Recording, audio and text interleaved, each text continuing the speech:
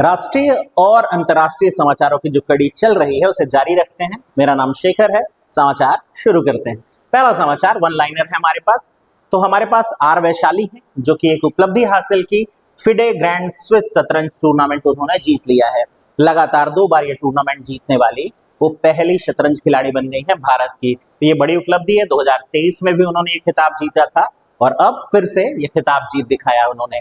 फिर अगला न्यूज है, national payment corporation of India एक नया मॉडल पेश कर रही है जिसके तहत आप अपने फोन के माध्यम से भी कैश प्राप्त कर सकेंगे। ऑफ कोर्स आपका यूपीआई होना चाहिए उसमें।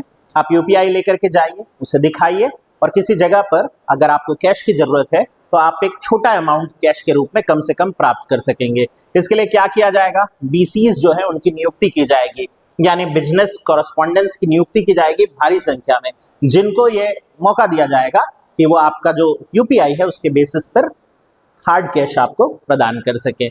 अगला फिर आते हैं मुंबई। ये बहुत इंपॉर्टेंट रहेगा। मुंबई में एक सेमीकंडक्टर प्लांट लगाया जाएगा। इसमें जो संस्था लगा रही है उसका नाम है आरआरपी इलेक्ट्रॉनिक्स। वो सेमीकंडक्टर प्लांट जो है वो लगभग 12,000 करोड़ रुपए का निवेश कर रहा है।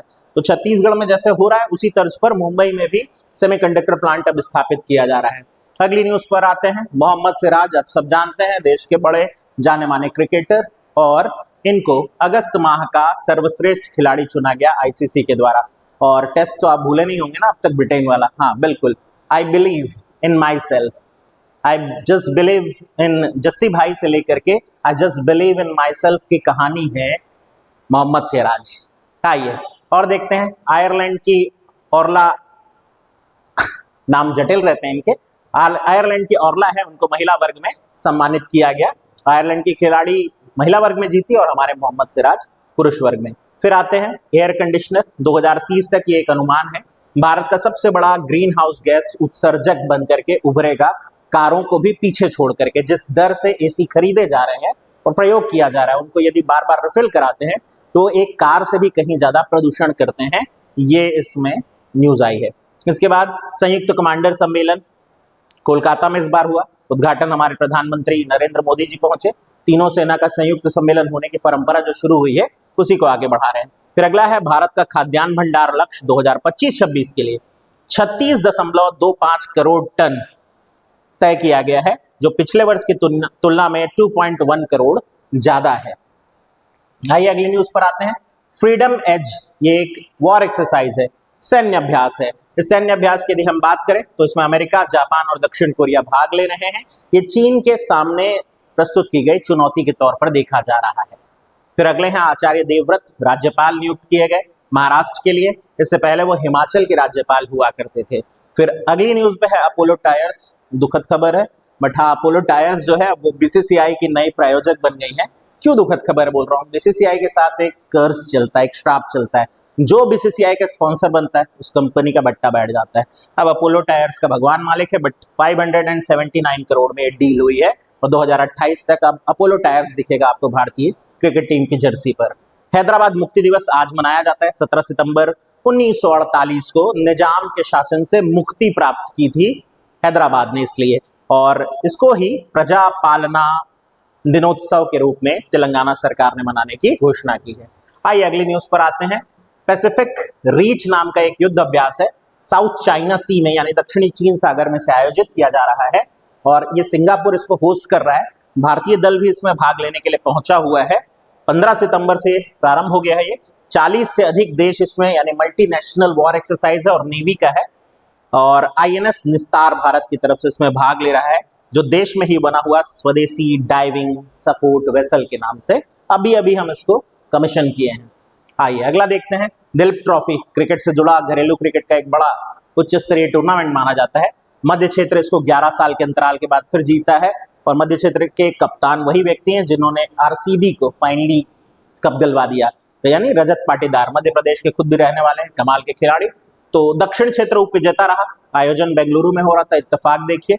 और दिलीप ट्रॉफी 1961-62 से लगातार बीसीसीआई प्रायोजित करता आ रहा है। अगले पर आते हैं, एमी अवार्ड्स। एमी अवार्ड्स क्या है पहले वो जान लेते हैं।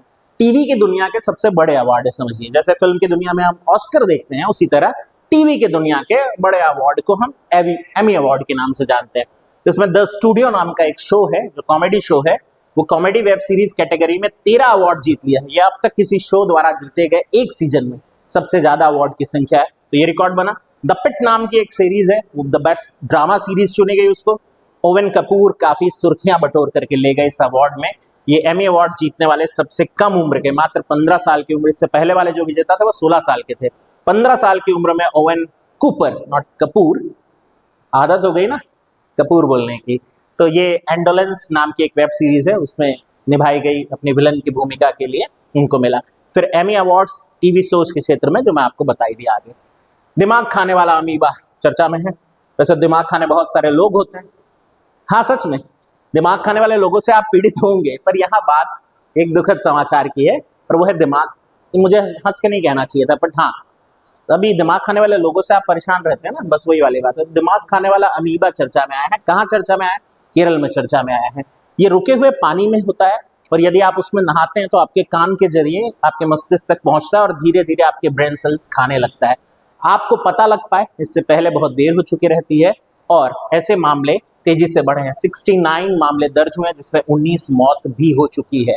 केरल से फैलते हुए अब ये धीरे धीरे केरल के अलग अलग क्षेत्रों में आसपास के राज्यों तक भी पहुंच रहा है। अमेबिक मेनिंगो इंसेफेलाइटिस नाम का रोग कहलाता है ये, और ये जो बैक्टीरिया है या जो अमीबा है, बैक्टीरिया नहीं कहना चाहिए मुझे, अमीबा जो है वो नेग्लेरिया फॉलेरी नाम से जाना जाता है, जो इस तरह के कारक का जिम्मेदार है। आइए फिर हमारे पास एक है आनंद कुमार विल कुमार, ये जो आप देख रहे हैं इन्होंने बड़ी उपलब्धि हासिल की, स्केटिंग करते हैं। कौन सोचा था कि एक दिन भारत स्केटिंग में अपना नाम कमाएगा। तो ये तमिलनाडु के स्केटर हैं। 100 मीटर स्पीड स्केटिंग में वर्ल्ड चैंपियनशिप गोल्ड मेडल जीत लिए हैं, पहले व्यक्ति बने भारत के ओवरऑल। 500 मीटर में भी भाग लिए थे, उनको कांस्य पदक मिला, बट 1000 मीटर, वो 100 नहीं है, माफी चाहूंगा, 1000 मीटर है, 1000 करिएगा उसको। और वैसे ही क्रिस शर्मा जूनियर वर्ग में 1000 मीटर में स्प्रिंट में वो भी गोल्ड जीते। चीन के बेइदाईहे में ये स्पर्धा हो रही थी। अगले पर आते हैं, स्वस्थ नारी सशक्त परिवार अभियान। बहुत डिटेल तो नहीं पूछेगा, पर ये जरूर पूछ सकता है इसकी शुरुआत कहाँ से की गई। भैंसोला करके गांव है, ये आपको कहाँ पड़ता है? मध्य प्रदेश के धार जिला में। उद्घाटन कौन किया? हमारे प्रधानमंत्री महोदय की अपने जन्मदिन के अवसर पर। 17 सितंबर आज उनका जन्मदिन है। देश में महिलाओं और बच्चों के लिए अब तक का ये सबसे बड़ा अभियान माना जा रहा है। सामुदायिक स्तर पर महिला केंद्रित निवारक प्रोत्साहन से जुड़ी हुई और संचारी गैर संचारी रोगों की जांच, निःशुल्क जांच, पहचान और शीघ्र उपचार जैसी चीजों को अपनाया जाएगा इस अभियान के दौरान। तो ये कुछ था आज के समाचारों में, बहुत ज्यादा तो नहीं, पर हाँ जितने थे वो बटोर लाया हूं, और आपका जिम्मेदारी है अब उसे याद रखना। मैं एक क्विक रिकैप दे रहा हूं ताकि आप स्क्रीनशॉट खींच सकें। चलिए बारी बारी से स्क्रीनशॉट ले लीजिएगा। ये पहला न्यूज, दूसरा, तीसरा, चौथा, पांचवा, छठा, सातवां, आठवां,